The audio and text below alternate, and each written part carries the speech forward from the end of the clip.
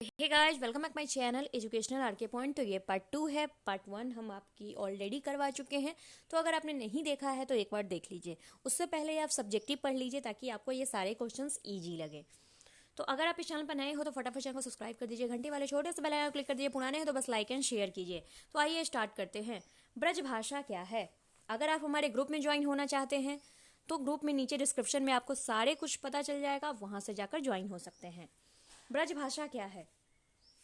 तो ब्रज भाषा पश्चिमी हिंदी है। मैंने आपको बताया, देखो पूर्वी हिंदी कौन कौन सी होती है? अवधी होती है, बघेली होती है और छत्तीसगढ़ होती है। पश्चिमी हिंदी कौन सी होती है? तो पश्चिमी हिंदी आपकी होती है ब्रज भाषा होती है, कन्नौजी होती है, बुंदेली होती है और बांगड़ू होती है, खड़ी बोली होती है। बिहारी हिंदी कौन कौन सी होती है? तो मैथिली होती है, मगही होती है और भोजपुरी होती है। पहाड़ी हिंदी कौन कौन सी होती है? तो गढ़वाली होती है, कुमायूनी होती है और नेपाली होती है। तो ये हिंदी है। आई होप कि आपको ये डिस्क्रिप्शन, ये एक्सप्लेनेशन भी अच्छा लग रहा होगा। शॉर्ट वीडियो में आप बहुत कुछ सीखेंगे। मगही मैंने आपको अभी बताया है, तो मगही कौन सी हिंदी है? बताओ बताओ बताओ, फटाफट बताओ। तो मगही है आपकी बिहारी हिंदी है। नेक्स्ट चलते हैं। खड़ी हिंदी, हिंदी खड़ी बोली अपभ्रंश किससे विकसित हुई है? मागधी से, अर्धमागधी से। नेक्स्ट चलते हैं, सौर सैनी से हुई है। आप इसके चाहो तो नोट्स भी बना सकते हो। भाषा के आधार पर भारत राज्यों को पुनः संरचना कब की गई थी? बताओ। एक्चुअली मैं अभी न्यू हूँ तो मैं खुद से जो स्लाइड बनाती हूँ तो थोड़े इधर उधर क्वेश्चंस हो जाते हैं, तो सो आई कैन मतलब यू कैन मैनेज इट। चलो नेक्स्ट हम देखते हैं। तो ये होता है 1956 में। नेक्स्ट चलते हैं। भाषाई आधार पर सर्वप्रथम किस राज्य का गठन हुआ था? तो आंध्र प्रदेश का गठन हुआ था। नेक्स्ट चलते हैं। बघेली बोली का संबंध किस उपभाषा से है? तो पूर्वी हिंदी से है। नेक्स्ट चलते हैं। किस तिथि को हिंदी राजभाषा बनाने का निर्णय लिया गया? ये क्वेश्चन आपके बहुत ही इंपॉर्टेंट है। तो किससे? तो सितंबर 1949 से क्या था? तो हिंदी को राजभाषा बनाने का निर्णय लिया गया। 1955 में गठित प्रथम राजभाषा आयोग के अध्यक्ष कौन थे? 1955 में गठित जो हुआ था, कौन थे बताइए? 8वां नंबर क्वेश्चन है।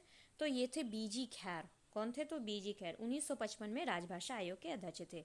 भारत संविधान में 8वीं अनुसूची में भाषाओं की संख्या कितनी सम्मिलित हुई? मतलब कितने भाषा शामिल हुए थे?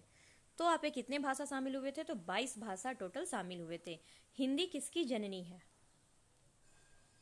बताओ। तो हिंदी है संस्कृत की जननी है।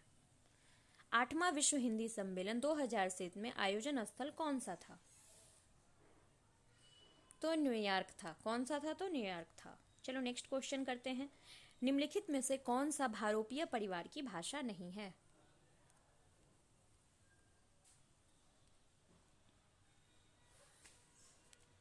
चलिए नेक्स्ट क्वेश्चन। तो मलयालम नहीं है। नेक्स्ट चलते हैं हम। हिंदी दिवस किस दिन मनाया जाता है? This is the most important and famous questions. तो यह 14 सितंबर को मनाया जाता है। विश्व हिंदी दिवस कब मनाया जाता है? नीचे कमेंट में आप लिखिए। विकास की दृष्टि से प्रकृति की पूर्वकालीन अवस्था का क्या नाम है? तो पाली है। पश्चिमी हिंदी की बोलियों का सही युग्म कौन सा है?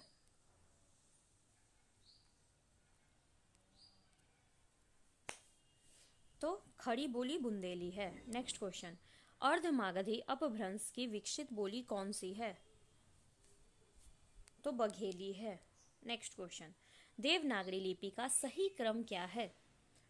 तो देवनागरी लिपि के विकास का सही क्रम है, सबसे पहले आया था ब्राह्मी, उसके बाद गुप्त, उसके बाद नागरी, उसके बाद देवनागरी लिपि आया था। हिंदी की विशिष्ट बोली ब्रज भाषा को किस रूप में सबसे अधिक बोला जाता है? बताइए। ब्रज भाषा को बताओ। तो वेरी गुड। अगर आपने आंसर दे दिया है तो काव्य भाषा के रूप में बोला जाता है। एग्जाम टाइम ये वीडियो जरूर देखकर जाए, आपके लिए बहुत ही ज़्यादा बेनिफिशियल होगा। भारतवर्ष में हिंदी को आप किस वर्ग में रखेंगे? राजभाषा। लेकिन एक बात याद रखिएगा, शॉर्ट वीडियो को देखने से पहले आप लॉन्ग वीडियो को जरूर देखिए ताकि आपका बेसिक कॉन्सेप्ट क्लियर हो जाए और ये सारे क्वेश्चंस आपको लगेगा कि जानते हैं हम। ढूंढाली बोली जाती है किस भाषा में? अभी मैंने आपको ऊपर भी पूछा था ढूंढाली। तो ये बोली जाती है पूर्वी राजस्थान की भाषा है। तो आई होप कि आपको ये बहुत ही पसंद आया होगा। अगर पसंद आया है तो बिल्कुल इस चैनल को सब्सक्राइब कर दीजिए, घंटे वाले छोटे से बेल आइकन क्लिक कर दीजिए, पुराने हैं तो बस लाइक एंड शेयर कर दीजिए, इतना तो काम कर ही सकते हो।